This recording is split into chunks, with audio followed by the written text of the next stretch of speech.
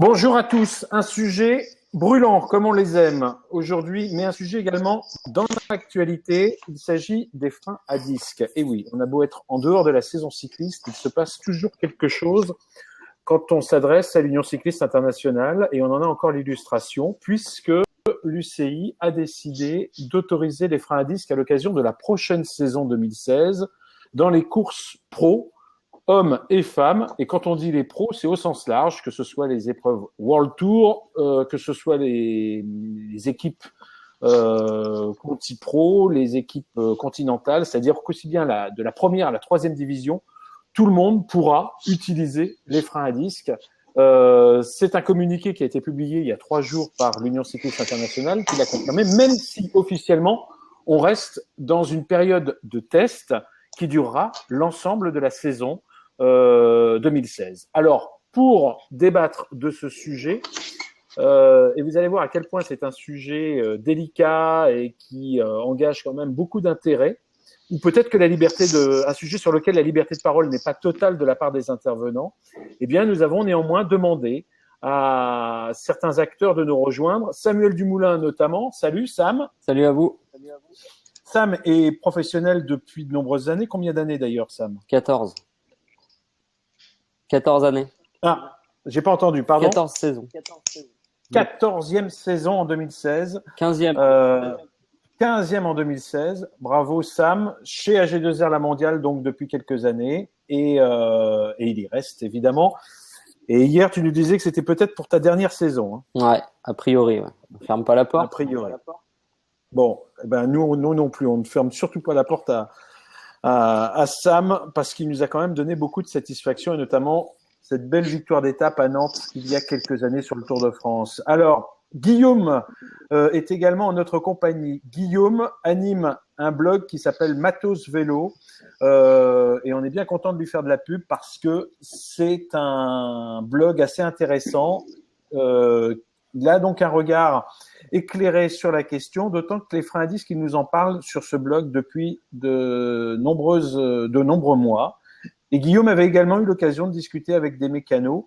Et on sait que les mécanos n'ont pas toujours la liberté de parler, en tout cas ouvertement, de ce sujet. C'est bien compréhensible, puisque parmi les annonceurs, parmi les sponsors d'une équipe désormais, il y a les manufacturiers, ce que les anglo-saxons appellent les suppliers, qui sont évidemment partie prenante dans ce débat et ne sont pas complètement désintéressés.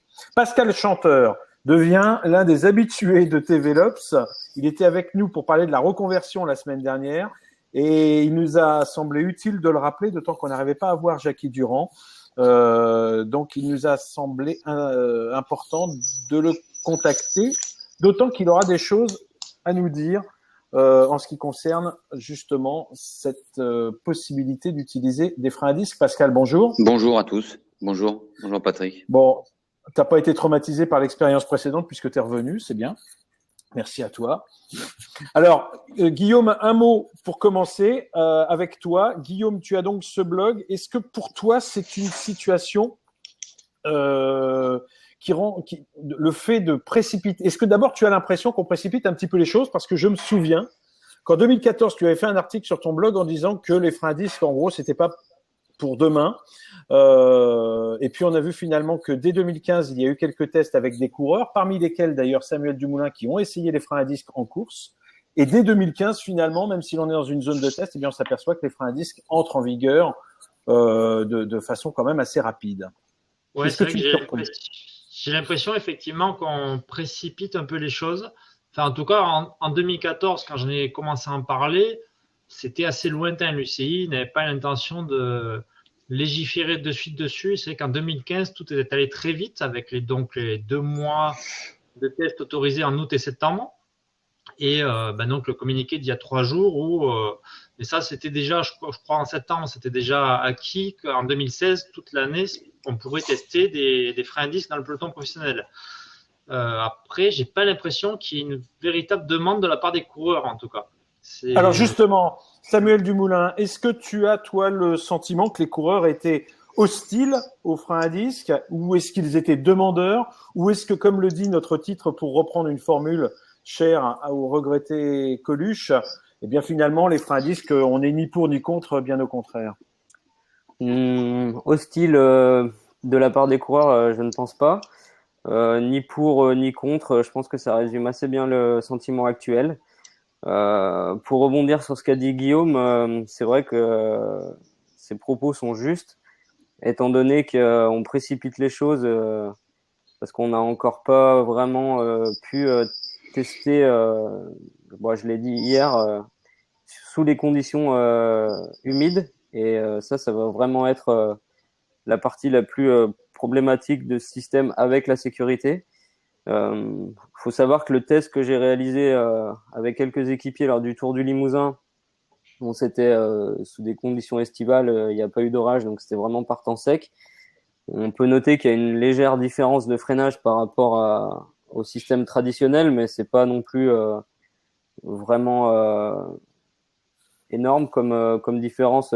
Ça va varier d'un freinage d'une marque qui a un freinage moyen, disons, à ceux qui freinent très bien. Donc, par rapport à ceux qui freinent très bien, le frein à disque est un peu mieux, mais il n'y a pas vraiment de différence notoire. Mais voilà, sous le mouillé, avec 200 coureurs dans des descentes dangereuses, on n'a encore pas pu tester. Et voilà, le fait de l'intégrer à tout le peloton dès 2016, c'est quand même un pari osé. Alors, c'est un pari osé. Est-ce que c'est un pari innocent? C'est la question qu'on peut se poser, Pascal, parce qu'on sait qu'il y a des intérêts en jeu, et notamment des industriels qui, je ne veux pas faire un mauvais jeu de mots, mais qui poussent à la roue, qui, en tout cas, incitent l'UCI très certainement à franchir le pas. Je sais pas moi, SRAM et Shimano, pour citer les deux qui ont été précurseurs justement dans les freins à disque sur route, étaient prêts à lancer justement, à lancer et à supporter des équipes équipées de freins à disque dans les courses pro. Est-ce que tu penses que ça a largement pesé dans la balance? Alors tout d'abord, c'est un sujet brûlant parce que tu le disais toi-même en aparté, je pense que la liberté de parole n'est pas spécialement possible pour un certain nombre d'intervenants. Je m'explique pas à ce sujet. Alors déjà, pour clarifier le débat, il faut savoir que le syndicat n'est pas du tout contre une avancée technologique telle qu'elle soit, quelle qu'elle soit. On est plutôt pour l'amélioration, on est surtout là pour la préservation de la sécurité des coureurs. Et en l'occurrence, si jamais les freins à disque pouvaient permettre ce genre de choses, pourquoi pas? Maintenant, nous, ça fait un moment qu'on est sur les routes, qu'on discute avec les uns et les autres. Et ce que je m'aperçois, c'est que ce qu'on me demande, c'est de parler. On me parle, mais on me demande de parler et de garder l'anonymat. Et je le comprends tout à fait. Et c'est d'ailleurs ce que je vais faire aujourd'hui. Là, tu parles des mécanos. Hein. Mais je parle de tout le milieu. De tout le milieu, je parle des mécanos, je parle des coureurs. Parce qu'aujourd'hui, il faut bien reconnaître, et tu l'as dit toi-même, qu'aujourd'hui, les manufacturiers, les constructeurs sont pour une grande partie des sponsors potentiels. Il faut savoir que vous avez des grandes marques qui donnent entre 1 à 4 millions d'euros. Vous avez d'argent, de financier à des équipes, sans parler du matériel qui est fourni.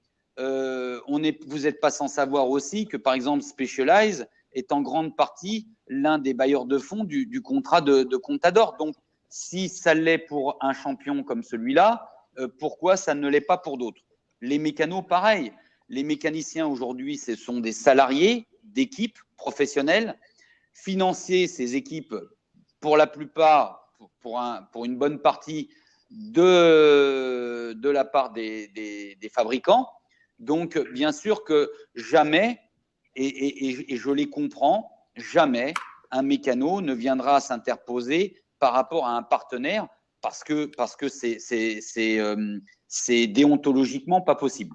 Moi, aujourd'hui, je suis là parce que, d'abord, je ne suis pas ni payé par une marque, ni quoi que ce soit. Moi, les seuls qui m'intéressent, c'est les coureurs. Donc aujourd'hui, ce que nous allons nous attacher, c'est à recueillir les différentes suggestions et problématiques que les coureurs vont nous exposer. Et totalement anonyme. Encore une fois, j'y tiens, parce que sans quoi on n'aura rien de réellement valable. Et à partir Donc de là, effectivement, donc attends, Pascal, excuse-moi. Je rappelle que tu représentes l'UNCP, donc qui est le syndicat des coureurs, et justement à ce titre, est-ce que les coureurs, de par leurs représentants, je parle pas seulement d'ailleurs au niveau français, puisque tu es l'un de leurs représentants au niveau français, mais même au niveau international, puisqu'il y a une confédération donc de ces syndicats nationaux. Est-ce que les coureurs ont été consultés, puisque tu le disais en préambule, on est sur une question non pas, enfin de sécurité. Le freinage, c'est forcément une question de sécurité. Moi, je me souviens de Thierry Marie qui disait je ne freine pas parce que les freins ça ralentit. Bon, c'est une boutade évidemment, mais on aurait compris que des bons freins permettent d'éviter évidemment de chuter, de sécuriser, on va dire, la pratique du vélo. Est-ce que vous avez été consulté, est-ce que vous et à travers vous les coureurs, dans la mise en place de cette expérience? Guillaume l'a tout à fait l'a dit dans sa prise de parole. Le problème, c'est que j'ai l'impression qu'on met la charrue avant les bœufs, et c'est une tactique régulière de la part de l'UCI, une manœuvre, voire même.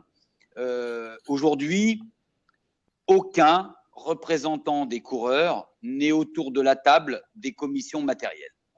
Donc, ça a été une demande que j'ai formulée clairement lors d'une réunion d'une commission de sécurité à l'UCI, où j'étais présent avec David Millard, qui est un autre représentant des coureurs, et nous avons demandé de savoir qui était autour de cette table du matériel, où la question des freins hydrauliques est clairement posée. Eh bien, on nous a répondu que déjà les 5 noms que nous avons exposés, on ne les connaît pas. On ne les connaît pas. Les principaux utilisateurs de ce matériel n'étaient pas autour de cette table. Donc, on a exposé, on a fait cas de cette problématique, et on a exprimé notre mécontentement, et on a demandé absolument à être autour de cette table. Voilà. Donc aujourd'hui, c'est là que c'est un véritable problème. C'est que ce communiqué de presse, il dit quoi? Il dit que les organisateurs sont d'accord. L'AIOC l'a dit clairement, l'AIOC qui est l'organisme qui fédère l'intégralité des organisations professionnelles de course cycliste. L'AIOC s'est exprimé en disant que clairement, au jour d'aujourd'hui, il n'était pas pour les freins hydrauliques. Ce ne sont que des organisateurs, mais c'est quand même important. Et les organisateurs, ils ont… Dans un contexte difficile, si je peux t'interrompre, Pascal, dans un contexte difficile où l'on sait que certains organisateurs, et l'AIOC à travers eux, et quand je parle des organisateurs, je pense essentiellement à ESSO, donc organisateurs du Tour de France, sont actuellement aussi en conflit avec l'UCI. Est-ce qu'il n'y a pas un amalgame là? Écoute, moi, je veux dire, à un moment donné, il faut être au-dessus de ce débat-là. Je veux dire, il faut prendre de dossier après dossier.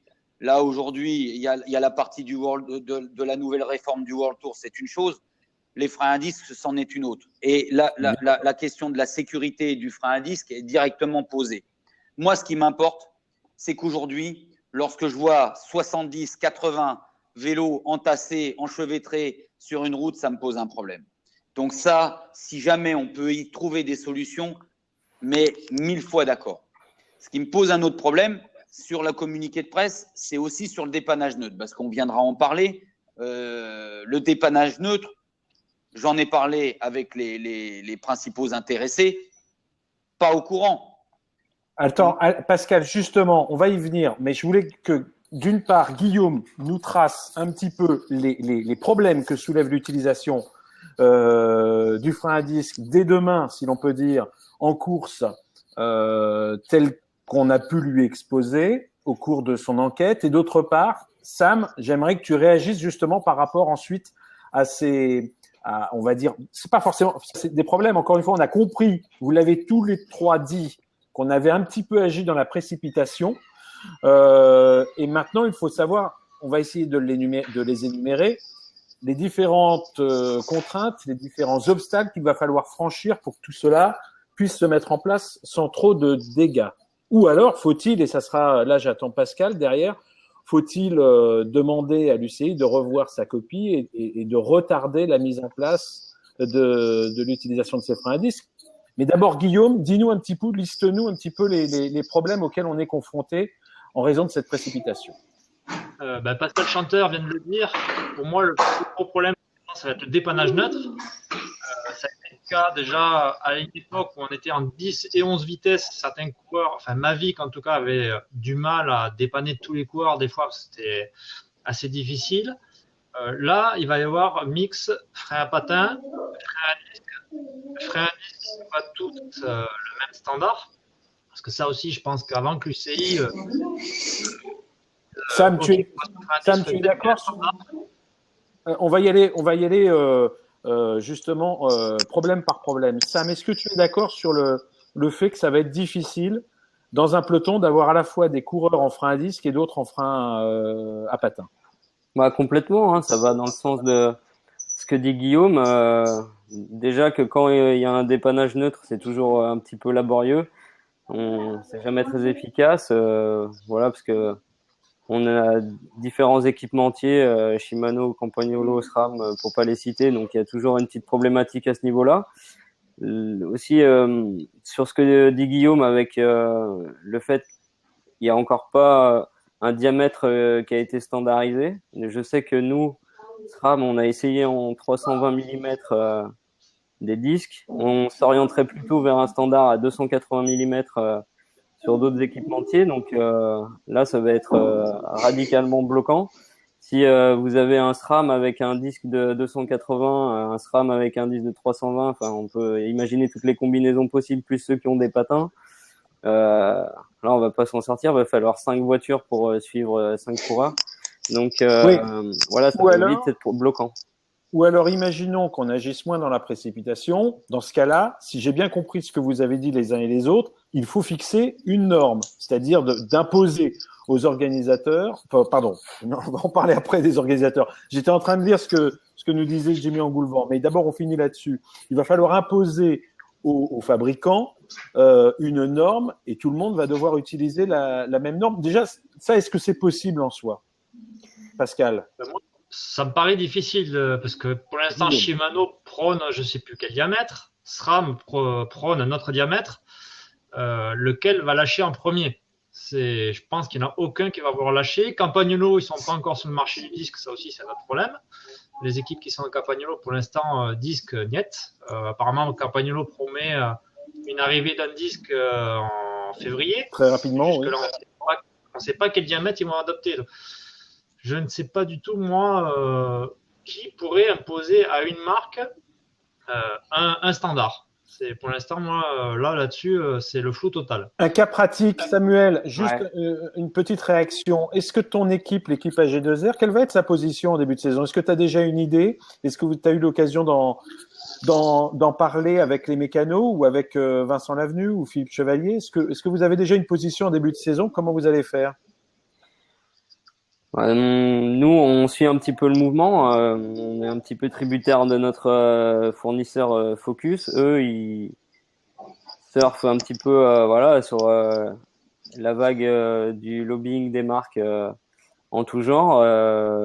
Ils veulent être prêts au cas où la réforme passe et pouvoir être acteurs sur le marché directement. Donc, ça fait déjà pratiquement 18 mois qu'ils travaillent, voire plus peut-être, sur le vélo à frein à disque.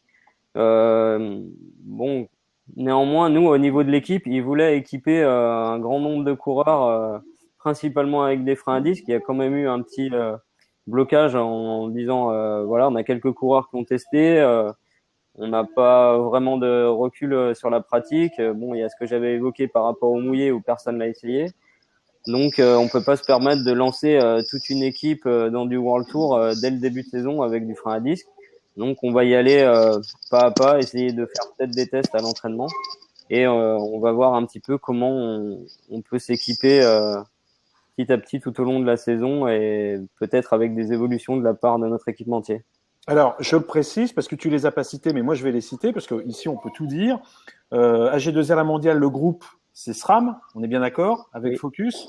Donc, on est là avec un groupe qui a quand même déjà des freins à disque qui existent. La preuve, c'est que tu les as testés cet été, donc en fin de saison, lorsque justement il y avait cette période de test possible.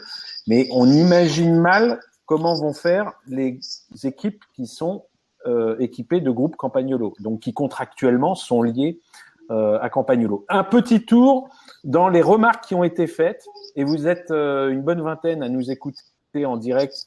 Pour le replay, évidemment, je pense que c'est important que vous ayez les réactions de ceux qui nous écoutent. Jimmy Engoulevent, donc coureur chez Europcar encore cette saison et qui rentre dans le staff de l'équipe de Jean-René Bernaudot, nous dit: est-ce que les organisateurs, il rebondit sur les propos tenus par Pascal Chanteur tout à l'heure, est-ce que les organisateurs pourraient interdire les disques sur leur épreuve, les freins à disques sur leur épreuve? Je ne pense pas, Non, Pascal. non, je ne pense pas, mais encore une fois,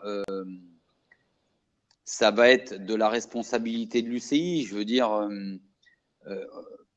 l'histoire nous fait dire que très souvent, en voulant aller trop vite, on s'est aperçu qu'on a fait marche arrière peu de temps après. Je vais prendre l'exemple des roues Spinergie. Les roues Spinergie, c'était l'avancée technologique des roues carbone qui ont fait leur apparition quelques années plus tard, enfin dans la continuité. Donc là, c'est quoi? C'est les années 90, c'est les années c'est ça? 90. Nous étions d'ailleurs avec l'équipe de Vincent Lamue Casino des fervents utilisateurs de ce genre de matériel, bien sûr. Sauf qu'on s'est aperçu qu'en cas de chute, c'était quand même quelque chose de relativement dangereux et qu'elles ont été interdites peu de temps après. Mais il n'y a pas que ça. Tout à l'heure, tu énumérais un certain nombre de choses qui ne vont pas dans le bon sens. On parlait à l'instant du dépannage neutre, mais c'est toute une structure qu'il faut revoir. Je veux dire, le vélo par lui-même va être obligé de changer. Il y a très peu de temps, les fabricants de vélos, les fabricants de cadres, quel était leur poids marketing, leur pouvoir marketing? C'était de dire, nous faisons le vélo le plus léger du marché. Oui, d'accord, ok. Mais à quel détriment? Eh bien, encore une fois, au détriment de l'utilisateur. Et en l'occurrence, le petit cyclotouriste qui roule à 25 à l'heure ou qui roule à 30 à l'heure, qui brusque pas trop sa machine, pourquoi pas? Et encore qu'on n'est pas à l'abri de quoi que ce soit dans une descente, de prendre un chat ou de prendre un trou ou quoi que ce soit. Mais un coureur professionnel, c'est une descente à 100 km/h. Moi, j'ai eu la chance de visiter des ateliers, en l'occurrence, je vais le citer, c'est Colnago. Colnago, lorsqu'il a sorti son premier cadre carbone, et d'ailleurs, il n'était pas le premier fabricant de vélo à sortir un cadre carbone, c'était le C40, il avait mis une fourche aluminium. Pourquoi il avait mis une fourche aluminium? Parce qu'il estimait que les fourches carbone qui étaient sur le marché n'étaient pas suffisamment fiables à son goût. Et par la suite, en discutant avec lui, il m'a montré des fourches coupées, sectionnées, qu'il avait sectionnées de lui-même pour voir quelle quantité et quelle qualité de carbone était utilisée. Mais ça me faisait froid dans le dos lorsque je voyais les épaisseurs de carbone qui étaient utilisées. Alors oui, on avait des cadres à 950 grammes, mais à quel prix? Et aujourd'hui, on le voit bien. On voit bien les images de télé ou quoi que ce soit. Rappelez-vous l'image de Incapi sur Paris-Roubaix lorsqu'il s'est retrouvé avec son cadre où il y avait le pivot de fourche qui avait cédé. Pourquoi il avait cédé? Parce qu'encore une fois, on avait voulu alléger le cadre au maximum et on n'avait pas mis la quantité de carbone suffisante là où il aurait dû être. Voilà. Et les roues. Le pivot de fourche, je le précise pour ceux qui ne savent pas, c'est le sommet de la fourche. Hein. Et les roues, pareil. Les roues carbone, c'est pas rare de voir le moyeu et la roue où la jante vient toucher le moyeu parce qu'il n'y a plus de rayons, il n'y a plus rien. La roue, elle est explosée en 8 morceaux, ce qui n'existait pas auparavant. Moi, ce qui me pose un problème, et c'est là tout l'enjeu de pouvoir discuter avec les fabricants, c'est qu'encore une fois, la course cycliste, je la compare à la Formule 1. Le VTT, je la compare au rallye. On n'est pas du rallye. Nous, il nous faut de l'adhérence. Le coureur cycliste, il n'a pas le droit de perdre de l'adhérence. Alors, le frein à disque, c'est bien parce que en VTT, quand on fait du dévers, c'est du pilotage, c'est du rallye. Mais en vélo de course, et Samuel l'a très bien exprimé tout à l'heure, moi, je ne suis pas spécialement contre le fait du frein à disque. Moi, je l'ai essayé. Je suis marchand de cycle, donc j'ai l'occasion de pouvoir essayer ce matériel. Encore une fois, les coureurs professionnels, c'est des professionnels du pilotage. Ils savent manier leur machine mieux que personne. Mais un freinage d'urgence, on est tous égaux devant le freinage d'urgence. À un moment donné, vous êtes surpris, l'accident a lieu devant vous, vous bloquez. On bloque. C'est le subconscient qui veut ça. C'est pas comme lorsque vous visualisez un obstacle à quelques centaines de mètres, vous allez vous organiser, vous allez prendre la mesure de votre freinage. Mais le frein d'urgence, c'est autre chose. On bloque. Et là, quand on bloque, le frein à disque, c'est on bloque. Est-ce que c'est je t'interromps, est-ce que c'est le seul danger? Mais là, j'ai un peu l'impression que le débat tourne quand même au procès des freins à disque. Non. On rappelle quand même que ce qui fait débat et ce qui fait peut-être un procès, c'est surtout la précipitation dans laquelle les choses se sont faites. Mais est-ce que c'est le seul danger du frein à disque? Vous parliez tout à l'heure des Spinergie. J'ai vu que Bruno nous dit il y a quelques années les roues Spinergie. D'ailleurs, il l'a dit en même temps que toi, Pascal. Les roues Spinergie étaient interdites parce que trop dangereuses. Est-ce que les disques sont... Il pose la question en donnant un élément de réponse. Il donne l'impression que pour lui, les disques sont tout aussi dangereux que les roues Spinergie. Sam, est-ce que on a vu des images circuler? Je ne sais plus quel coureur avait mis l'image de son mollet brûlé par un disque, parce que pour les gens qui ne font pas de vélo, il faut peut-être le préciser, le disque, lorsqu'il est à force d'être utilisé, cette roue en acier, je sais même pas en quoi elle est, et devient extrêmement brûlante. Et donc au contact, ça peut couper et ça peut brûler également. Est-ce que c'est un véritable danger, ou est-ce que les coureurs sont prêts finalement à s'en accommoder, parce que finalement un vélo de toute façon reste une pièce toujours dangereuse quand on entre en contact avec elle, quand on se prend un vélo d'un concurrent sur la figure. Ouais, je crois que la situation dont tu parles, c'était un Bernard Teisel qui avait dû poster la photo lors d'un test à l'Eneco Tour. Et donc, voilà, dans une chute, il y a un coureur qui a été brûlé. Je pense que là, la question de la sécurité, c'est vraiment la plus grande crainte des coureurs. Tout le monde, quand les coureurs voient les disques, ils se disent, qu'est-ce qui va se passer au cas où on tombe? Voilà, on sait très bien comment ça finit quand il y a des chutes massives, les vélos les uns sur les autres. Est-ce qu'on va être brûlé? Est-ce qu'on peut carrément être gravement entaillé? Voilà, on maîtrise rien dans une chute. Ça peut avoir des conséquences mortelles parfois, malheureusement. Mais si on a une artère sectionnée, on ne sait pas, une fois qu'il y a la chute, quand il y a des éléments qui peuvent se casser, jusqu'où peut aller le disque. On a tellement de vitesse et d'énergie emmagasinée que ça peut arriver à créer les pires situations. Donc c'est vraiment la grosse interrogation, et on peut pas prendre le risque d'attendre d'avoir des situations dramatiques pour réagir. Et nous, ce qu'on attend vraiment des instances, c'est qu'ils prennent une décision avec le maximum de recul et en ayant conscience de ce qu'ils vont faire, et vraiment qu'ils prennent en compte un maximum notre sécurité. Pascal, il est bien placé pour le savoir. On a quand même rarement la main sur ce genre de décision. Donc, on s'en remet à eux avec l'aide aussi de nos syndicats nationaux et internationaux pour nous relayer par rapport à nos craintes. Et nous, ce qu'on veut pas, c'est avoir un des nôtres gravement blessé ou voire pire, avec l'utilisation des freins à disque. Donc, on est un petit peu dans l'attente de tout ça, et voilà, on a bien conscience. Mais est-ce que tu n'as pas l'impression de subir un peu ça quand même? Vous le subissez. Complètement, on subit. De toute façon, nous, il faut savoir qu'en tant que cycliste professionnel, on n'est pas comme un amateur. On peut pas choisir notre matériel. On nous donne un éventail de pièces disponibles, donc on va pouvoir mettre différentes roues. Les boyaux, même pas trop. On a peut-être le choix entre une ou deux sections et une ou deux types de de gomme. Ensuite, voilà, il y a les selles, un peu les cintres, mais nous, on est tributaire du partenariat que passe l'équipe avec ces différents équipementiers. Voilà, on a bien compris qu'il y a une volonté de leur part de renouveler la gamme de vélos et de recréer un business. Parce que si on passe au frein à disque, tout le monde va devoir se rééquiper. Donc, on imagine la manne financière que ça représente.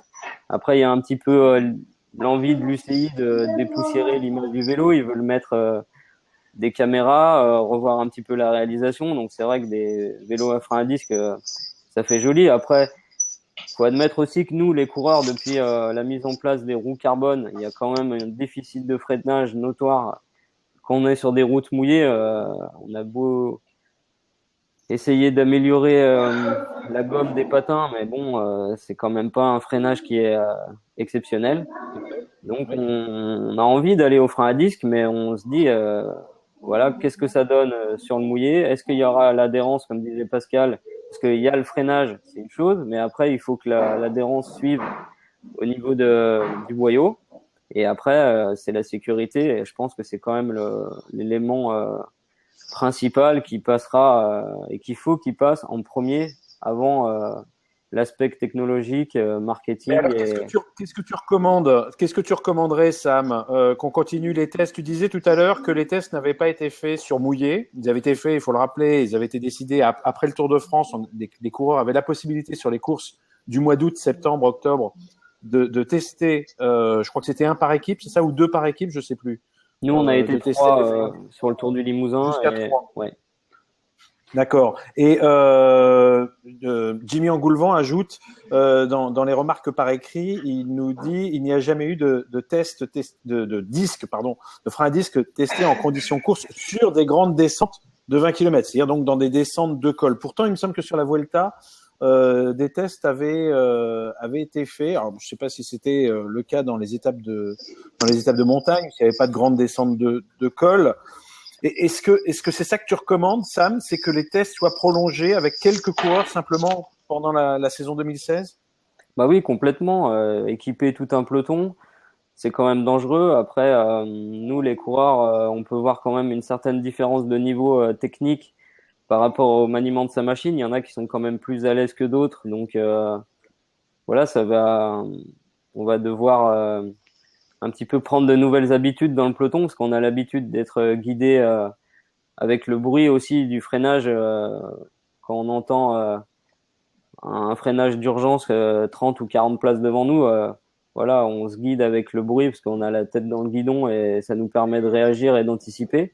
Donc là, avec le frein à disque, ça sera pas le cas. C'est complètement inaudible au niveau du freinage.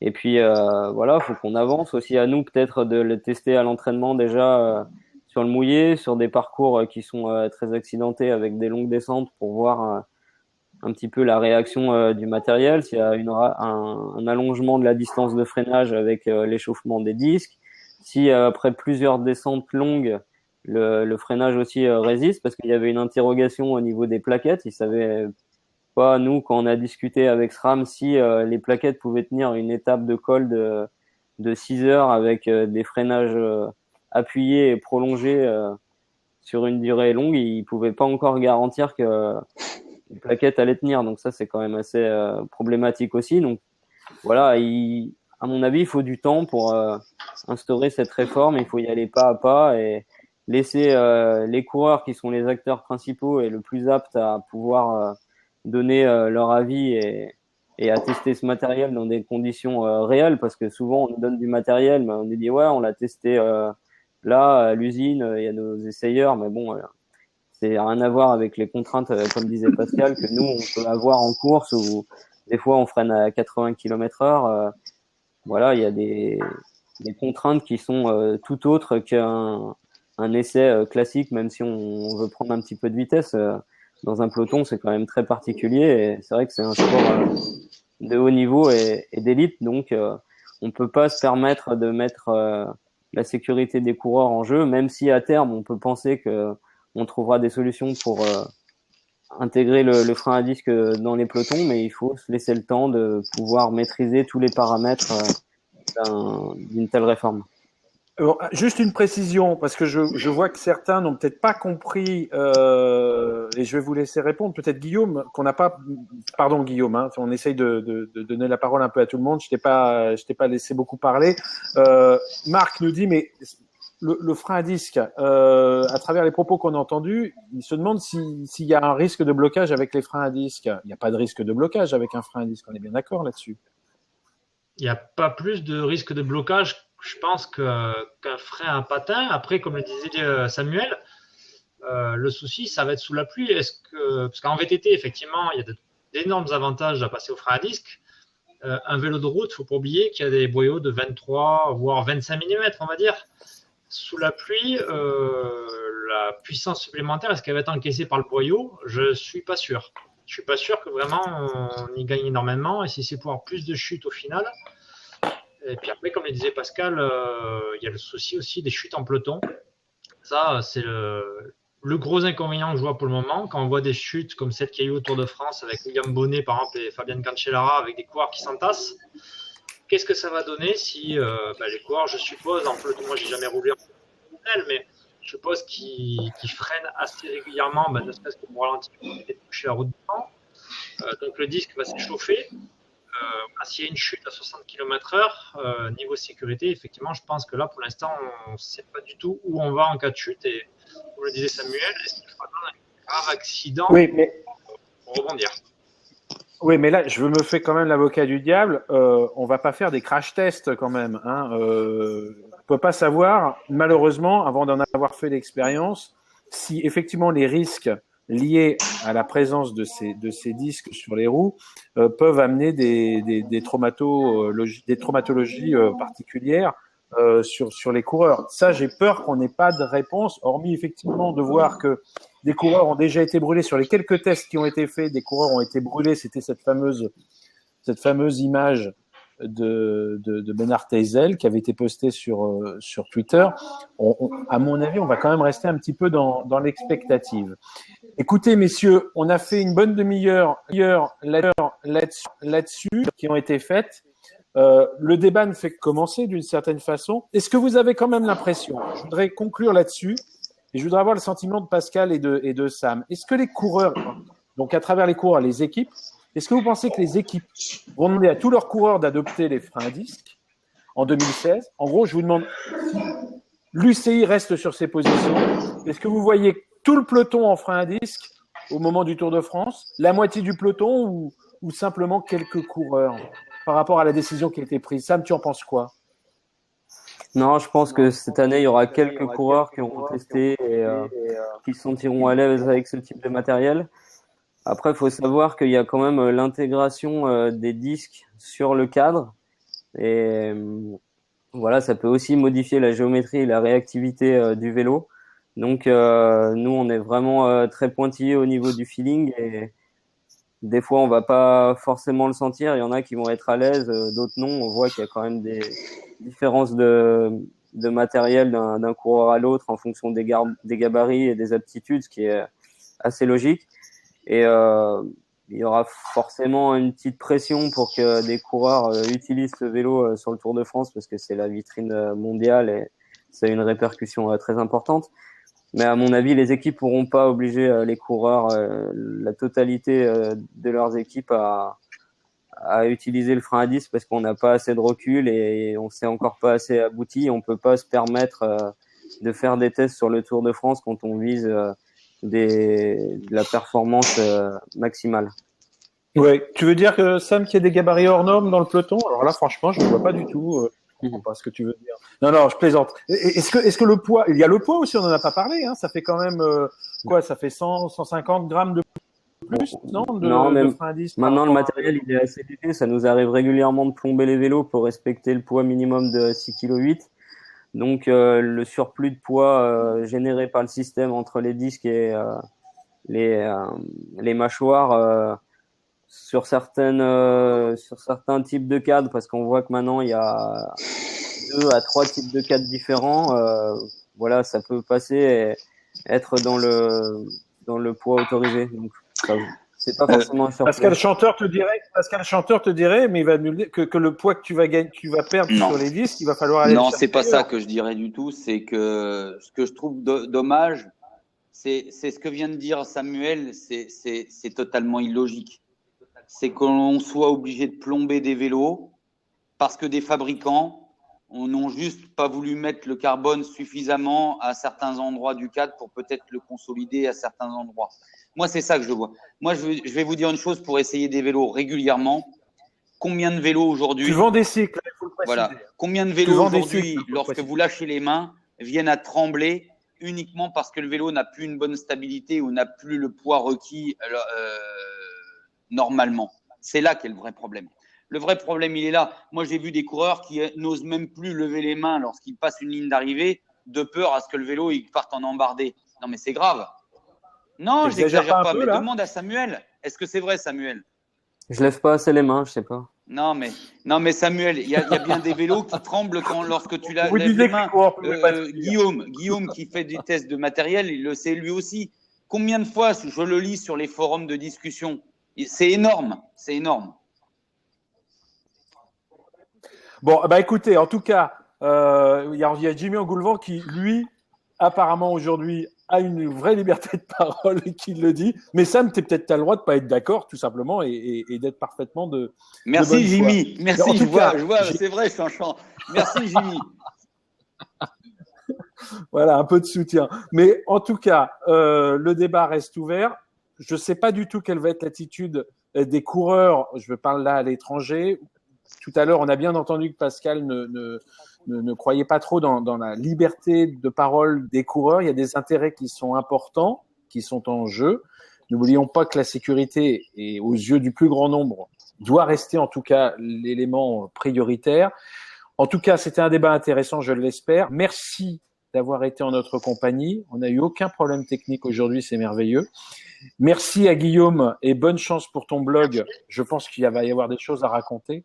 Merci à Sam. T'es plus en vacances, Sam. Ça y est, il faut remonter sur le vélo. On n'est jamais en vacances quand on est coureur. Ouais, bon, bah, et crois-moi, il n'y a pas que les coureurs. Non, mais il a raison, hein. Il a raison parce que il peut être contrôlé sur son île ou là où il se trouve. Bah, Donc, quand il dit qu'il est jamais en vacances, il est réellement jamais en vacances. Oui, mais enfin, ça va, un contrôle, ça peut perturber un peu tes vacances, Patrick, mais ça t'oblige pas. Moi, j'aimerais bien venir te contrôler lorsque tu es au fin fond de l'île Bora Bora et qu'on tape à ta porte de « Bonjour, monsieur Chassé, on voudrait faire un contrôle ». Tu verras, tu seras peut-être pas spécialement d'accord. C'est pas l'île Bora Bora derrière moi, hein, c'est le 13e arrondissement. Enfin voilà. Merci d'avoir été en notre compagnie. Merci Pascal, t'es le bienvenu. Mais je vois que t'as pas tardé à récidiver. Et merci de votre fidélité. Bonne fin de journée, bonne fin de soirée. Merci, au revoir. Et à très bientôt. Bye bye. Au revoir. Au revoir.